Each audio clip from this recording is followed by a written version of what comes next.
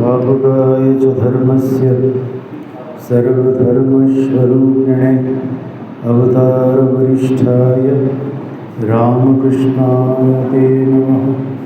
जननीं शारदां देवीं रामकृष्णं जगद्गुरुं पादपद्मे तयोः श्रुत्वा प्रणमामि मुहुर्मुहुः। नमः श्रीयतिराजाय विवेकानन्दशूरये सच्चित्सुखस्वरूपाय स्वामिने तापहारिणे।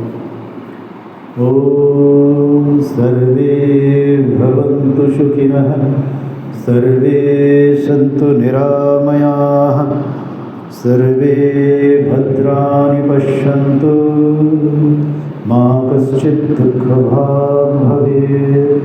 ॐ शान्ति शान्ति शान्ति।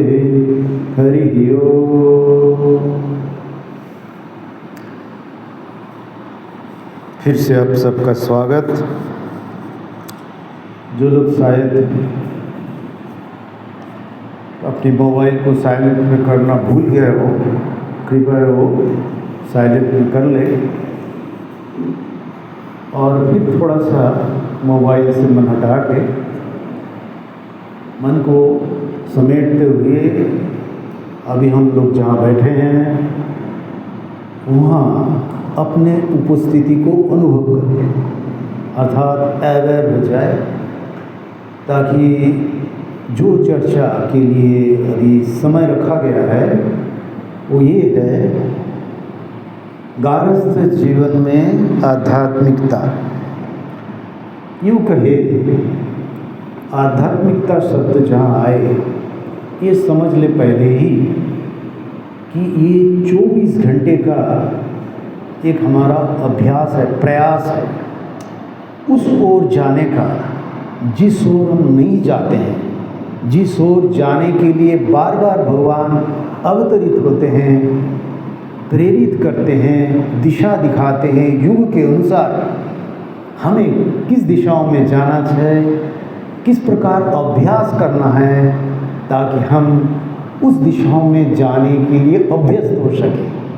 अभ्यास न तो कौन्तेय वैराग्येन च गृह्यते। विड्रॉ, किस चीज़ से विड्रॉ? जहाँ हमारा मन लगे हुए हैं, जिस ओर हमें नहीं जाना है उस ओर से अपने आप को समेटते हुए पलटे और उस ओर जाने का प्रयत्न शुरू करें जिस ओर हमें जाना है, जहाँ भगवान बार बार इसीलिए अवतरित होते हैं। यदा यदा हि धर्मस्य ग्लानिर्भवति भारत। सोचिए अपने लिए, मेरे लिए जब मेरे मन में ग्लानि उत्पन्न होते हैं, मेरे लिए भगवान अवतरित होते हैं जीव के कल्याण के लिए। मुझे अपने जो दिशा को हमें चुनना है, जो दिशा को हमें जाना है, उस दिशाओं के अनुसार हमें प्रेरित करते हुए ले जाते हैं। यदा यदा हि धर्मस्य ग्लानिर्भवति भारत अभ्युत्थानमधर्मस्य तदात्मानं सृजाम्यहम् परित्राणाय साधूनां विनाशाय च दुष्कृतां। हमारे भीतर भी सद्वृत्ति असद्वृत्ति दोनों है। असद्वृत्ति को नष्ट करते हुए, सद्वृत्ति को प्रेरित करते हुए, हमारे भीतर दैव वृत्ति को जगाते हुए हमें पवित्रता की ओर ले जाने के, हमें पूर्ण करने के लिए भगवान बार बार अवतरित होते हैं जीव के कल्याण के लिए दया परवश होकर। क्योंकि उनका आने का कोई ज़रूरत नहीं है। क्यों आते हैं? हमारे लिए आते हैं। एक दृष्टि से हम कह सकते हैं उन्हीं का संसार है, उन्हीं का संसार को सही करने के लिए उनका दायित्व है। जैसे घर में गृहकर्ता का सब दायित्व रहता है, उसी प्रकार भगवान का ही संसार है। उनके घर को सुधारने के लिए किसी का निंदा या किसी को रिजेक्ट करते नहीं, किसी को दूर हटाते नहीं। इसीलिए इस युग में हम देखते हैं रामकृष्ण देव जो भी कुछ संसार में चल रहा था, जो व्यवस्था चल रहा था, कुछ चीज़ को नकारे नहीं।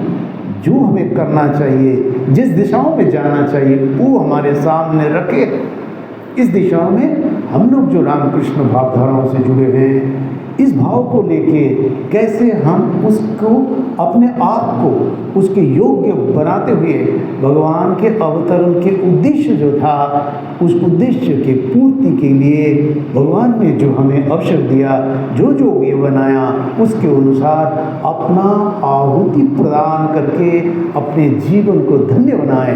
जैसे हवन में चीज़ों को आहुति देते हैं वो पूर्ण हो जाते हैं, भगवान के चरणों में समर्पण के योग्य बन जाते हैं। इसलिए हम लोग जब पूजा करते हैं तब देखते हैं सब शुद्ध करते हैं, जो भी पूजा द्रव्य है उसके साथ साथ अपने आप को भी शुद्ध करते हैं। वो पूजा विधि भी ऐसा है, शुद्ध करते हुए भगवान को अपने सामने विराजमान रूप में, चैतन्यमय रूप में देखते हुए उन्हें पूजा करते हैं।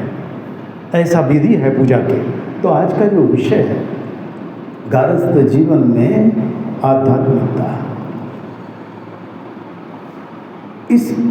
इसको दो दृष्टि से देखें। दैनंदिन जीवन या गारस्थ जीवन दोनों विषय में अलग अलग चर्चा हो सकता है, पर दैनंदिन जीवन भी और आध्यात्मिक जीवन, गृहस्थ जीवन में भी हम लोग जो जीते हैं, एक चीज़ और जान के रखें, हम लोग कोई संसारी नहीं है, गारस्थ धर्म पालन करते हैं। इसीलिए हमारा हर कर्म धर्म युक्त कर्म है। इसलिए जो करते नहीं उस चीज़ को वो समझ लेना चाहिए हमें क्या करना चाहिए। हमारे शास्त्र में, परंपराओं में इसीलिए गारस्थ धर्म कहा गया है। ब्रह्मचर्य धर्म, गारस्थ धर्म, वानप्रस्थ धर्म, संन्यास धर्म। संन्यास चरम परिणति है। संन्यास मतलब गेरुआ धारण नहीं, अपने आप को एक एक अवस्था के लिए योग्य बनाते हुए दूसरे अवस्था के लिए अपने आप को योग्य बनाओ, दूसरे अवस्था को योग्य बनाते हुए तीसरे अवस्था में जाओ, तीसरी अवस्थाओं में, ये तीनों अवस्थाओं में अपने आप को ऐसे योग्य बनाओ ताकि हम चतुर्थ अवस्था जो संन्यास सम्यक रूपेण नाश त्याग, उसके लिए होते हुए, उसके लिए प्रयास करते हुए अपने आप को भगवान के लिए आहुति के रूप में योग्य बना सके, इसके लिए प्रयास। हमारे शास्त्र इतने प्रैक्टिकल है, सब सनातन परंपरा, पॉलिटिक्स की बात नहीं, पर जहाँ वो परंपरा व्यवस्था मुनि ऋषियों ने जो हमारे लिए देकर गए हैं वो इतने प्रैक्टिकल है। कई बार हम बिना जाने उसको नकार देते हैं, नकारना स्वभाव है, जो हमें पसंद नहीं है वो ठीक नहीं है, पर ऐसा नहीं है। इसीलिए देखो दैनंदिन जीवन में हमें क्या करना चाहिए, 24 घंटे का लाइफ में क्या करना चाहिए, इसको दो चीज़ के देखें, दो पोर्शन, दैनंदिन जीवन अर्थात डेली लाइफ और आध्यात्मिकता। जागतिक जीवन में हम देखते हैं हम सब प्रकार के कर्म करते हैं, जो दायित्व हमारे पास आया, जो व्यवस्था हमारे पास है, उस व्यवस्था के अनुसार हम अपने आप जो कर्तव्य है ऐसा सोच के साथ जो भगवान ने हमारे लिए कर्तव्य दिया है। इसके कुछ दिन पहले रविवार के प्रवचन में मैं ये कह रहा था कि दक्षिणेश्वर में श्री रामकृष्ण थे, उस समय एक हाजरा प्रताप हाजरा या प्रताप मजुमदार, कोई भी एक होंगे, तो आके उसका भाई आके दक्षिणेश्वर में आके कुछ दिन से रह रहे। ठाकुर ने देखा कि भाई क्या बात है, ये तो दिख रहा है, क्या बात है, इतना तो शादीशुदा होगी, शादीशुदा है, बच्चे हैं, क्या हो गया। एक दिन पूछ लिया, अरे क्या बात है, तुम यहाँ रह रहे हो, वहाँ सब प्रसाद की व्यवस्था थी दक्षिणेश्वर में। तो उन्होंने कहा कि मैं अपने परिवार को अपने ससुराल में छोड़ के आ गया, मैं अभी आप लोगों के साथ ही रहूँगा। श्री रामकृष्ण देव नाराज होते, कहते कि अरे तुम्हारे बच्चे हैं, पत्नी है, उनको तुम अपने घर पे, उनके घर पे छोड़ के आए, ससुराल पे छोड़ के आ गया, तो अपने पिता के पास, बेटी की अपनी बीवी के पति के पिता के पास तुम छोड़ के आ गए, तुम्हारा दायित्व है उनको पालना, बच्चे तुम्हारे हैं, पत्नी तुम्हारी है, तुम उनको क्यों छोड़ के आ गया, जाओ कोई काम वाम ढूंढ लो, जाके उनको परिवार के पालन करो।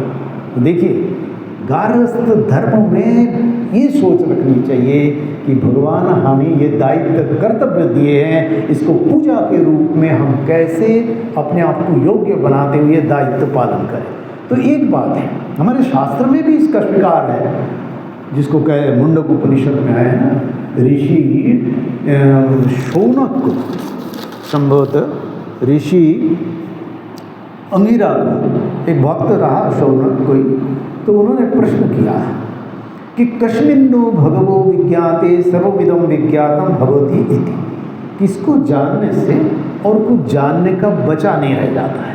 भगवान उसको तो ऋषि उत्तर देते हैं, द्वे विद्या वेदी तब वेदी अस्म यद ब्रह्मविदो वदन्ति पराचैव अपराच, परा विद्या अपरा विद्या। ये इतने बार मैं इसका जिक्र करता हूँ कई जगह पर, इतना प्रैक्टिकल है। हमारे शास्त्र मुनि ऋषियों ने, अवतार पुरुष ने, भगवान ने कभी ये जागतिक जीवन को नकारे नहीं। आध्यात्मिक जीवन के लिए जागतिक जीवन जरूरी है, अर्थात हम मन बुद्धि चित्त अहंकार रूप जो मेरा शरीर है, जो जीव है, वो सिंबल से, रूप से, रक्त से, इमोशन से, परिचय से परिचित है। तो उसको समझाने के लिए, उसको उसके ऊपर उठाने के लिए इसी चीज़ का व्यवहार करना पड़ेगा। इसलिए भगवान कभी भी आके, मुनि ऋषियों ने कभी भी आके इसको नकारते नहीं। देखो, मैं जब सवेरे पाठ चल रहा था तो मेरे दिमाग में एक बात आई। वीरेश्वरानंद जी महाराज के एक सेवक रहे, संज्ञानंद जी महाराज, सोमनाथ महाराज, कई लोग देखे होंगे पुराने लोग। वो रायपुर में रहते थे। रायपुर में रह के वो हम लोगों का क्लास लिया करते थे। वो उनका रिटायर हो गया, झुक गया था थोड़ा शरीर, इतने समय का पांचों। मैं तो, ये प्रसंग अलग है, उसके बाद असल प्रसंग में आऊँगा। वो मुझे गीता पढ़ाते थे। तो व्यवस्था के ना कई बार होता है स्वीकारने में, तो ये उसमें हर्ज नहीं है। जो जहाँ के मेरा शरीर है उसमें संस्कृत का उच्चारण करे तो थोड़ा सा प्रॉब्लम होता है कई बार। सभी जो सभी बंगाल के जो है, तो वो उनका वो हिलावत के थे, उनका प्रवासी बंगाली थे। तो एक एक चीज़ पकड़ के गीता में ऐसे उच्चारण हो, नहीं इसको ऐसे करो। और मैं तो पूजा 2 महीने के लिए पूजा किया था, तो उसमें पूजा करता था। उसके बाद महाराज वेट करते थे मेरे पहले आके कि पूजा करके जैसे ही आए, और फिर मैं आ जाता था, वो मेरे को पढ़ाते थे। और वो पढ़ने पहले बैठ बैठ के पढ़ते थे। तो एक बार मैं पूछा भी था, तो बोले, मेरा जो गुरु था यतिशरण जी महाराज के शिष्य थे, बोले गुरु को भी मैं देखा, बेंगलोर में रहते थे यतिशरण जी महाराज, तो कहीं भी छोटे बच्चों का भी क्लास लेना, कुछ हो लेना, वो बैठ के पढ़ते थे उसको पहले। तो ऐसे ही उसके विस्तार में नहीं जा रहा हूँ, पर वो संज्ञानंद जी महाराज ने बैठ के पहले मेरे को जो पढ़ाने का उसको बढ़ बढ़ के पढ़ते थे, वो पढ़ाते थे, इतने पंक्चुअल थे। तो वो कहा करते थे कि जो मैं कह रहा था, विषय से थोड़ा दूर चला गया, कि दो प्रकार की विद्या, दिव्य विद्या वेदी तब वेदी अस्म यद ब्रह्मो विदो वदन्ति पराचैव अपराच, परा विद्या अपरा विद्या। पर जो मैं कहने जा रहा था मैं भूल गया, मन आया तो मैं बताऊंगा फिर से। तो 2 प्रकार के, एक दैनंदिन जीवन, एक आध्यात्मिक जीवन। दैनंदिन जीवन में वो धर्म से जुड़े हुए हैं, समझ के रखिए। आपका गारहस्थ धर्म, इसमें कोई कुछ नकारना नहीं है, स्वीकारना है पहले से। मैं जहाँ हूँ, जिस अवस्था में हूँ, उस अवस्था को स्वीकार करते हुए हमें अपना जीवन का उद्देश्य, लक्ष्य क्या है, उस ओर हमें जाना है, ये निश्चय करना जरूरी है। तो दैनंदिन जीवन धर्म से जुड़ा हुआ है। आप जागतिक जीवन में अपने उन्नति करना बहुत जरूरी है। इसलिए रामकृष्ण भावधारा में आप देखेंगे, कोई पढ़ाई खत्म करके आ जाता, दूसरी संस्था की बात नहीं जानता, पर हम लोगों की परंपरा ये था, कोई इंजीनियरिंग कर रहे हो, डॉक्टरी कर रहे हो, आधा छोड़ के आ गया, मिशन में नहीं लेते, जाओ पढ़ाई कंप्लीट करके आओ, ठाकुर का काम आएगा आगे जाके। कभी कभी ये भी कहते थे, कभी तुम्हारे मन में इसका 2 पक्ष भी है। और कई बार छोड़ के चले जाते हैं तो वो विद्या उनको काम आएगा आगे के लिए, संसार के लिए, क्योंकि इस संसार में कुछ भी संभव है। किसी बात में आश्चर्य नहीं होना चाहिए। स्वामी जी के पिताजी भी स्वामी जी को कहा था कि कोई भी चीज़ में आश्चर्य मत होना, सब संभव है, कुछ भी हो सकता है, इसीलिए आश्चर्य मत होना। और निंदा नहीं करने की बात ऐसे आया, निंदा करने से कैसा होता है, अपने भीतर नेगेटिव अप्रोच डेवलप होता है, नेगेटिव संस्कार डेवलप होता है। वो नेगेटिव संस्कार को हटाना बड़ा कठिन है। बार बार कोशिश करते रहो, फिर वो घूम फिर के आ जाता है, क्योंकि उतना स्ट्रांग है। इसीलिए गारस्थ जीवन में कुछ चीज़ एक ध्यान में रखें, जो भी कुछ करना भगवान को पकड़ के रखना। ये सच समय से हमारे लिए सुविधा है, ईश्वर ने हमें ये अपॉर्चुनिटी दिया है। कितने लोगों के ये संभव होता है कि मंत्र दीक्षा प्राप्त होता है, सवेरे ही पढ़ा है। जिसका मुझे अभी ध्यान आया वो महाराज का वचनामृत का पाठ बोल दो मैं तो भूल जाऊंगा। क्यों बोल रहा है? कितना सजाग सचेत रहना चाहिए। युग के प्रयोजन के अनुसार हमारी भावनाओं इमोशन को बदलना जरूरी है। एक बार कोई वीरेश्वरानंद जी महाराज ने एक साधु को डांटे बाद में, कहीं कुछ भक्त लोगों, महाराज भी थे वीरेश्वरानंद जी महाराज, सोमनाथ महाराज बाद में मुझे बता रहे थे, ये वचनामृत का पाठ हो रहा था। तो उनमें वो था कामिनी कांचन जो बात हुई ना, तो उसको समझाया, देख जहाँ जहाँ ठाकुर व भक्तों के बीच में कह रहे थे तो इसीलिए कामिनी कांचन ठाकुर ने कह दिया। पर जब भी ऐसे सब बाहर में किसी भक्त सम्मेलनों कुछ हो, कई प्रकार के लोग रहते हैं, कई प्रकार की मानसिकता है, जो दीक्षित भक्त है छोड़ के भी दूसरे लोग भी रहते हैं, उनके मन में किसी के मन में ये विचार ना आए कि ठाकुर ने ऐसा क्यों कह दिया, हमें छोटा कर दिया या उसको बड़ा देख दिखा दिया। कई बार ऐसा होता है। तो इसलिए कभी भी कामिनी कांचन मत बताना, बोलना काम कांचन, क्योंकि वो पुरुष में भी होता है, स्त्री में भी होता है, दोनों में। यद्यपि ठाकुर का उस समय हो सकता है कि पुरुष भक्त लोग बैठे हुए थे, तो इसीलिए कह दिया। और मास्टर महाशय ने, ठाकुर जी ने जैसे कहा उसमें कोई बदलाव नहीं किया, वैसे को वैसे लिख दिया। पर आज के युग में जब हम बाहर में ऐसे कुछ करते हैं, बोलते हैं, तो किसी के मन में दुख नहीं पहुँचे, ठेस नहीं पहुँचे, मन में ऐसे कुंठा ना जागे, इसके लिए सजाग सचेत रहना चाहिए। इसीलिए आध्यात्मिक जीवन में अवेयरनेस बहुत जरूरी है, सजाग सचेत रहना जरूरी है। इसीलिए इतना कठिन है। जैसे शास्त्रों में बार बार कहा जाता है, क्षुरस्य धारा निशिता दुरतया दुर्गम पतस्तत् कवयो वदन्ति, मुनि ऋषि ने इसीलिए कह के गया है। तो अभी आध्यात्मिक जीवन और दैनंदिन जीवन दोनों को अलग दृष्टि से देख रहे हैं। दैनंदिन जीवन कैसा होना चाहिए?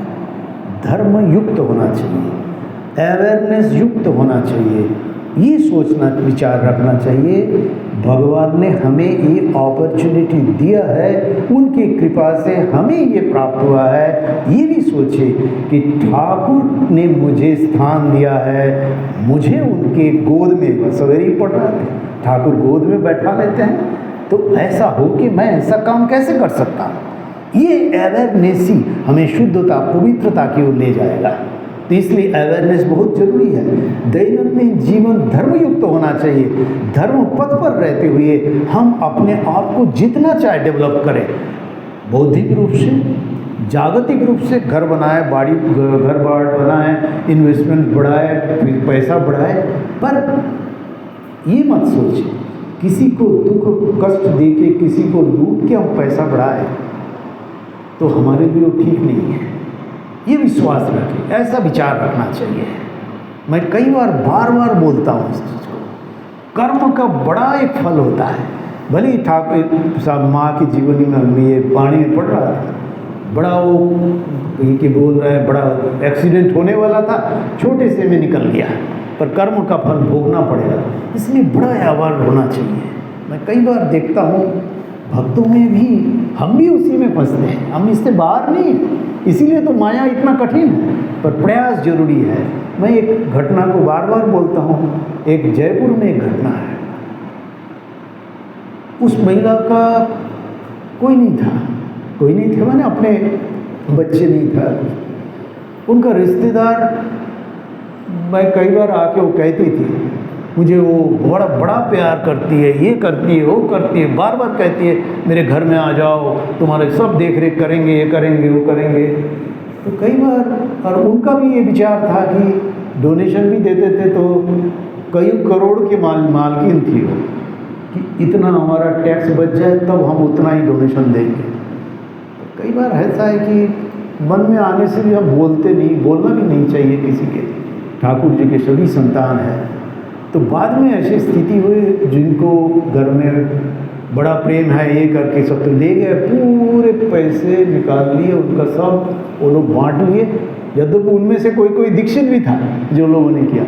हम लोग जाने से हमें सीधा मुंह बात नहीं करते थे, सोचते थे बाबा जी लोग आए कि इनका पैसा ले जाएगा, हमारे भाग में कम ना हो जाए भाग। तो बाद में मैं कई बार उनको ले गए, दिल्ली वाले महाराज आए, बोले मिलने जाना है तो ले गए। तो इसलिए सजाग सचेत होना चाहिए। क्या चाहिए, कितना चाहिए? आइए महाराज।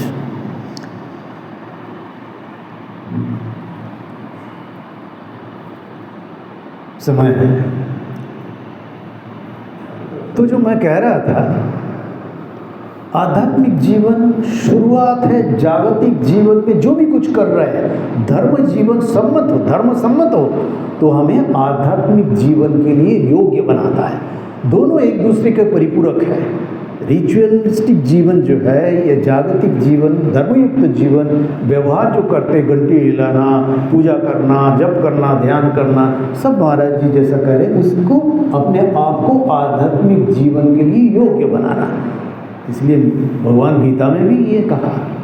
बड़ा कठिन है, कई लोग प्रयास करते, कुछ लोग ही प्रयास करते, जितना लोग प्रयास करते उसमें कोई कोई उस चीज़ को प्राप्त करते हैं। भगवान गीता में क्या कह रहे हैं? ये 7वें अध्याय के 3 श्लोक है। मनुष्याणाम सहस्रेषु कश्चित यतति सिद्धये यतताम अपि सिद्धानां कश्चित् माम वेत्ति तत्ततः। ये रूप में नहीं, कृष्ण नाम, ओ रामकृष्ण ऐसा धोती पहनते थे। धोती कई बार भगवान के नाम से उनका धोती निकल जाता था, कहीं खो जाता था। वो तत्ततः भगवान कह रहे हैं। बड़ा कठिन है पर छोड़ नहीं सकते, क्योंकि हमें आध्यात्मिक जीवन जीना है। समय कम है, नहीं तो विस्तार से इस पर चर्चा हो सकता था। तो अभी कुछ हम भक्तों के प्रकार के बारे में कह देते हैं। हम भी भक्त हैं, हम सब हैं। गीता में भी भगवान, ये 7वें अध्याय के 16 नंबर श्लोक है, इसमें भगवान कह रहे हैं, चतुर्विधा भजन्ते मां जना सुकृतिनोर्जुन आर्थ जिज्ञासु अर्थार्थी ज्ञानी च भरतर्षभ। यहाँ च शब्द है, जैसे आत्मनो मोक्षार्थम जगद्धिताय च, किसी को नहीं छोड़ सकते, दोनों चाहिए। तो ये आर्थ जिज्ञासु अर्थात अर्थ के कामी और ज्ञानी, चारों भगवान के प्रिय है। ठीक है, भगवान सभी को, क्योंकि हम वो तो उन्हीं का ही है। पर एक 4 प्रकार के भक्त कैसे हैं? अर्थ, जो दुखी कष्ट हुए हैं, वो है बीमार है, तो भगवान से हम कहाँ जाए, किसके पास जाए? डॉक्टर के पास जाएंगे, तो उसके साथ साथ भगवान से प्रार्थना करनी चाहिए, मुझे स्वस्थ बना दो, मुझे सही दिशा दो, मैं जल्दी स्वस्थ हो जाऊं, मैं स्वस्थ शरीर हो जाए ताकि आपका नाम ले सकूं, आपके लिए समर्पित हो सकूं, आपको पाने के लिए अपने आप को योग्य बना सकूं। ऐसे प्रार्थना करनी चाहिए। अर्थ जिज्ञासु, जिनके मन में जिज्ञासु है।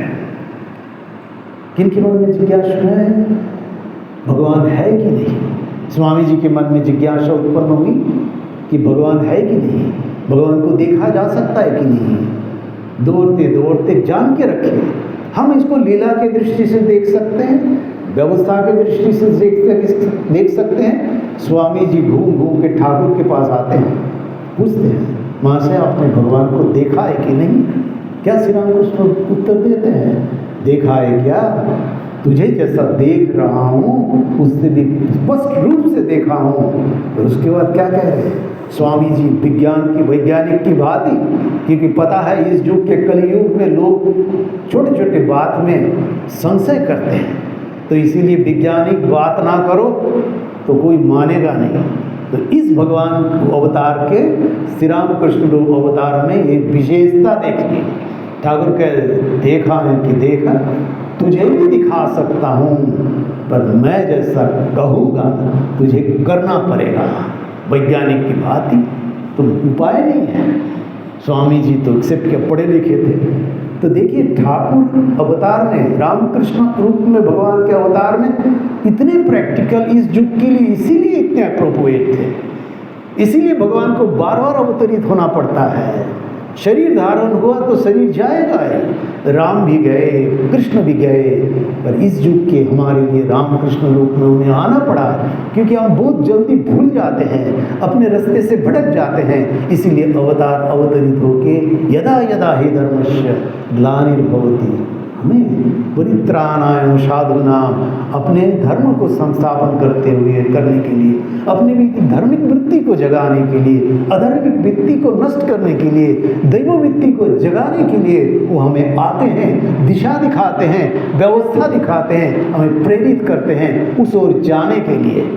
ये विदा विषय ध्यान रखें। और आध्यात्मिकता, श्री राम के ठाकुर ने कहा ये 4 प्रकार की भक्ति की बात की। आर्त, जिज्ञासु, अर्थार्थी। अर्थार्थी भी भगवान की प्रिय है। हम अर्थ चाहते हैं, संपत्ति चाहते हैं, कोई मनाही नहीं है, पर कितना चाहते हैं वही से अवेयरनेस शुरू होते हैं। हम भगवान को हम स्वीकारे हैं। हम लोग ज़्यादातर जागतिक जीवन से भगवान से चाहते हैं, भगवान को नहीं चाहते हैं। भगवान से संपत्ति चाहते हैं, शरीर की पुष्टि चाहते हैं, शरीर स्वस्थ हो चाहते हैं, संपत्ति बढ़े, अपने बच्चों का शादी ठीक ठाक हो जाए, कोई खराबी नहीं, सब ठीक है। भगवान सबको एक्सेप्ट करते हैं। अर्थार्थी में कोई खराबी, जाए तो कहाँ जाए, उनके पास ही जाएंगे ना जो हमारे इष्ट है, जिन्होंने हमें गोद में बैठने के लिए योग के रूप में हमें स्वीकारे हैं, तो हम तो उसी के पास जाएंगे। ज्ञानी क्यों? उसके बाद ज्ञान के परा, ज्ञानी में जो ज्ञान में प्रतिष्ठित है, सत असत के बोध से प्रतिष्ठित हो गया, जो जान लिया मेरे जीवन का लक्ष्य उद्देश्य भगवत प्राप्ति ही, आध्यात्मिकता के चरम परिणति मात्र ही, वो तो ज्ञानी बन गया। पर एक चीज विषय मैं कह रहा था कि संसार ज्ञानी होने के बाद भी जब तक शरीर है, ये माया के चक्कर में बैठ के पतन हो सकता है। इसीलिए बंगला में एक है जो लोग कोई समझते हैं, हिंदी में मैं इसको बाद में रखूँगा, कि मोरबे साधु पूर्वे छाय तवे साधुर गुण गाय। साधु व्यक्ति भी हो सकता है, सन्यासी भी हो सकता है, जब मरेगा जलाया जाएगा, राख उड़ेगी, तब नहीं बड़ा अच्छा था। यद्यपि हमारा एक स्वभाव होता है मनुष्य का, जब तक जिंदा है तब तक कोसते छोड़े नहीं कहीं भी, जब चांस मिला उसको कोसते चले गए, अरे ऐसा था, ऐसा कभी था, क्या था वो, ऐसा था, वैसे था। पर जब उनका चला जाता है वो, अरे बड़े अच्छे थे, ऐसा तो कहीं देखा नहीं, बड़ा अच्छा था, बड़ा अच्छा। हम भी उसी में फंसे हैं। पर वो हमारे भीतर, जब हम दूसरे को निंदा करते हैं तो अपने भीतर नकारात्मक विचारों को, हमारे भीतर नकारात्मक संस्कार को हम डेवलप करते हैं। हमें पूर्णता की ओर जाना है। हमें ठाकुर के चरणों में पुष्पांजलि के रूप में, उनके कार्य के रूप में अपने आप को योग्य बनाते हुए अपने आप को समर्पण करने का योग्य बनाने हैं, देखना नहीं है। जैसी दृष्टि वैसी सृष्टि है। इसीलिए सदा सर्वदा सचेतनता के साथ अपने आप को अवेयर रखते हुए, यही आध्यात्मिकता है। श्री राम कृष्णदेव और एक उदाहरण दे रहे हैं, संक्षेप में उसको करते हुए मैं वाणी को विराम दूंगा।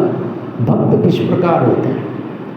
श्री राम कृष्णदेव उदाहरण देते, मछली पकड़ने का जाल डालते ना, देखे होंगे तालाब में, तो उसमें यही बात, बद्ध जीव, मुक्त जीव, बद्ध, मुमुक्षु, मुक्त और नित्य मुक्त। श्री राम कृष्णदेव 4 प्रकार के जीव की बात करते हैं।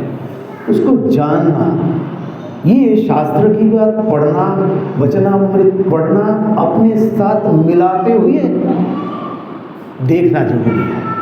कौन कितना जप ध्यान कर रहे हैं, नहीं कर रहे हैं, कौन कितने घंटे जप ध्यान कर रहे हैं, कौन श्री रामकृष्ण वचनामृत घंटों पढ़ रहे हैं। श्रद्धा है, रिस्पेक्ट है, नेगेटिव नहीं देखना है। पर हमें क्या बात, हम अपने लिए क्या कर सकते हैं? श्री रामकृष्ण देव कह रहे हैं कि बद्ध जीव, मुमुक्षु जीव, मुक्त जीव, नित्य मुक्त जीव, हमारा लक्ष्य है, जैसा मैंने शुरू में कहा, जैसे जब शुरू किया शायद ये मैं कहा था, हमारा उद्देश्य जीवन का लक्ष्य उद्देश्य प्राप्ति है। असतो मां सद्गमय तमसो मां ज्योतिर्गमय मृत्योर्मां अमृतम गमय। ये हमारा जीवन का उद्देश्य, लक्ष्य और प्राप्ति। उसी प्रकार श्री राम कृष्ण देव इसलिए हमारे सामने ये विचार रख रहे हैं, हमारे लिए, मेरे लिए, बद्ध जीव, मुमुक्ष जीव, मुक्त जीव, नित्य मुक्त जीव। हम बद्ध जीव नहीं हैं। ये बद्ध जीव जैसा कार्य नहीं करना है, क्योंकि हम गृहस्थ जीवन में हैं। ये मान के चले आप बद्ध नहीं हो। उदाहरण आप पढ़ेंगे उसमें है, मछली का उदाहरण देते। कुछ मछली क्या है, वो झाल पकड़ के ये मछुआरे लेके आता है, वो दांत में वो मछली का जाल पकड़ के कीचड़ में जाके घुस जाता है। उसे पता ही नहीं कि खींचेगा तो निकल के आ जाएंगे। हम सोचते बड़े मजे में है, सब ठीक ठाक चल रहे हैं। तो चक्रवत परिवर्तन्ति सुखानी च दुखानी च, आएगा। उसके लिए अपने आप को तैयार रखना है और नहीं स्वीकारेंगे, माँ में, ठाकुर में भरोसा विश्वास नहीं होगा। हम तो जो कह रहे हैं सब ठीक है, जैसा सोच रहे सब ठीक है, तब तो कोई बात नहीं। तुम्हें आध्यात्मिकता का कोई ज़रूरत नहीं, पर आपको आध्यात्मिकता चाहिए, आपको पूर्णता चाहिए, आपको ठाकुर के चरणों में समर्पित होना है, पुष्पांजलि के रूप में अपने आप को समर्पित करना है। तब जान के रखिए क्या करना है, बद्ध जीव नहीं बनना है। मुमुक्षु जरूरी है, मुक्ति की इच्छा, वही मुक्ति की इच्छा स्वामी विवेकानंद को श्री राम कृष्ण देव के पास लेकर आते हैं, और वही जिज्ञासा श्री राम कृष्ण देव के सामने स्वामी जी रखते हैं। आपने भगवान को देखा है कि नहीं? श्री राम कृष्ण देव क्या उत्तर देते हैं, उसको तो सामने रखा। ये जिज्ञासा होना चाहिए। ये जिज्ञासा के बाद क्या करना चाहिए, मैं बाद में गीता का एक श्लोक के अंश पढ़ के सुना के समाप्त करूंगा। मुमुक्ष जीव, मुक्ति की इच्छा। मुक्त जीव जो मुक्त हो गए हैं, पर नित्य मुक्त नहीं है। नित्य मुक्त सदा मुक्त है, फंसते नहीं संसार में, निकल जाते हैं, फिसल जाते हैं। श्री राम कृष्ण देव उदाहरण देते हैं, कोई मछली फंसते ही नहीं, जैसे ही कूद के कुछ कोशिश कर रहे हैं जाल के बाहर जाने का, वो है मुमुक्षु, मुक्ति की इच्छा रखने वाला, जो जाल में फंसता ही नहीं है, वो है नित्य मुक्त। नारद जी नित्य मुक्त महापुरुष। तो कई बार नारद के बारे में हमारे गलत धारणा भी है, पर नारद जी भक्तों को, जिज्ञासु को भगवान से मिला देते थे। वैसे नित्य मुक्त जीव थे नारद जी। तो इतना जो कुछ कहा, और भगवत गीता के जो 700 श्लोक का निचोड़ मैं कहूँ, जो हमारे लिए दिशा निर्देश है। भगवान कृष्ण क्या कह रहे हैं, सब कुछ करने के बाद जो भी कुछ हम कर रहे हैं, खुशी में मनाए नहीं है, पर एक चीज़ जान के रखिए, ठाकुर आपको, आप उनके गोद में बैठने के योग्य बना दिए। हम योग्य है कि नहीं उसमें मत जाए, ठाकुर ने बैठने दिया, मैं योग्य हूँ, यह आत्मविश्वास बहुत जरूरी है। और उसके बाद क्या है, श्री राम भगवत गीता में वही श्री राम कृष्ण जब कृष्ण के रूप में आके जीव के उद्धार के लिए अपने आप हमारे सामने दिशा निर्देश रखे थे, उसको निचोड़ के रूप में हम देखें तो ये अक्षर ब्रह्म योग के 7वें श्लोक में है। भगवान कह रहे हैं, तस्मात् सर्वेषु कालेषु मां स्मर युद्ध च। जो कर्म आपको मिला है वो करो, उससे भागने का कोशिश मत करो, पर भगवान को पकड़ते हुए करो। कर्म को कर्म योग के रूप में करो, कर्म को भगवान के चरणों में समर्पण बुद्धि से करो। ये भगवान ने ही हमें दिया है। ये भगवान अपने आप मेरे को योग्य बनाते हुए अपने चरणों में पुष्पांजलि के रूप में समर्पण होने के लिए, योग्य बनाने के लिए दिया है। इसलिए भगवान कह रहे हैं, कृष्ण तस्मात् सर्वेषु कालेषु सदा सर्वदा अवेयरनेस रहे। 24 घंटे का लाइफ है आपका, सर्वेषु कालेषु, आपको जिस अर्थ में इसको अर्थ ले, सर्व सदा सर्वदा माम अनुस्मर, आवे स्मरण करो, या हमें हमारे ओर चलो, अनु उसकी ओर, गति उसके ओर रहे, भगवान की ओर, और उसके साथ युद्ध करो। युद्ध से भाग नहीं सकते, इसीलिए ठाकुर इस युग में आके बोले सन्यासी बनना है बनो, आ जाओ सन्यासी, तुम त्याग करना चाहते हो, एकदम संसार के झमेले में पड़ना नहीं है, चलो आ जाओ, ठीक है, पर दूसरे के कल्याण के लिए अपने जीवन को समर्पित करो। रामकृष्ण भावदार, ये मेरा सोच, मैं सोचता हूँ, हो सकता है मैं गलत हूँ, हमें अपने आप को, मुझे मुक्त होना है, इस इच्छा रखना भी सीमितता है, मैं समझता हूँ, तो ठाकुर जाने। इसलिए यहाँ भगवान कह रहे हैं हम सब के लिए, गृहस्थ जीवन में जो है उनके लिए भी, तस्मात् सर्वेषु कालेषु माम अनुस्मर युद्ध च मयि अर्पितो मनोबुद्धि मामे वैश्य संशय। तो पहला लाइन ये, तस्मात् सर्वेषु कालेषु माम अनुस्मर युद्ध च, ये गीता का निचोड़ कह सकते हैं 700 श्लोक का। उसके बाद रामकृष्ण भावधारा में जैसा है, आत्मनो मोक्षार्थम जगत हिताय च, स्वामी रंगनाथान जी महाराज का विचार मैं अपनी भावनाओं के साथ आपको रखते हुए मैं अपनी वाणी को विराम दूंगा। महाराज कह रहे हैं जब हम ध्यान के लिए बैठे, हम सब के लिए, हम सबको क्या सोचना चाहिए, क्या करना चाहिए हमारे लिए, ये हमारे बुद्ध प्रवचन के लिए नहीं, ये पढ़ लिए दूसरे को समझाने के लिए नहीं, कह रहे जब हम ध्यान के लिए बैठे, जब ध्यान के लिए बैठे तब भीतर में एक शांति का भाव अनुभव करें। जब आँख खोले, हम दूसरे के लिए क्या कर सकते हैं, दूसरे के लिए सोचें। जैसे इसीलिए कहा क्या सोचें, कैसे सोचें, क्या करना चाहिए। जैसे हम हर रविवार हम इसको याद करते पढ़ते हैं, जीवन का लक्ष्य असतो मां सत्गमय, तमसो मां ज्योतिर्गमय, मृत्यु मां अमृतम गमय। उसके बाद अपने इस क्षुद्र स्वार्थ से कैसे दूसरे के लिए सोचे, क्या सोचे। जैसे हम भगवद्गीता हम लोग हर घंटे पढ़ते हैं, ओम सर्वे भवन्तु सुखिनः, सर्वे सन्तु निरामयाः, सर्वे भद्राणि पश्यन्तु, मा कश्चित् दुःखभाग् भवेत्। ओम शांति शांति शांति। हरि ओम तत्सत्। श्री राम कृष्णार्पणमस्तु।